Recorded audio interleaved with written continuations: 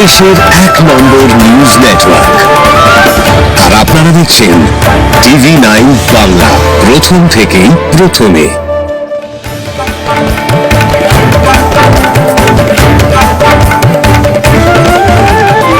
ক্ষতির মুখে পড়ছেন ব্যবসায়ীরা। তবে ভারতীয় নিষেধাজ্ঞার মাঝেও রপ্তানিতে প্রবৃদ্ধি, রাজস্ব আয় রেকর্ড।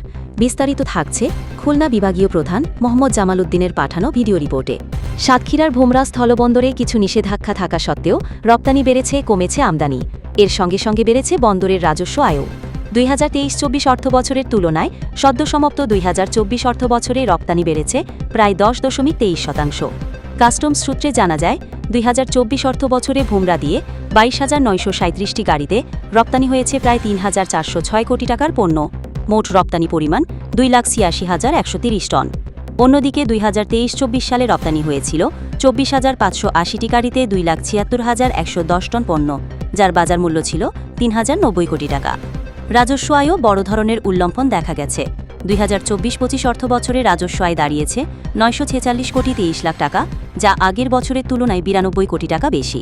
পাট ও পাটজাত দ্রব্য ভারতে বেশি রপ্তানি হচ্ছে, আর ভারত থেকে কাঁচা ঝাল ও পাথরের আমদানি লক্ষ্য করা যাচ্ছে।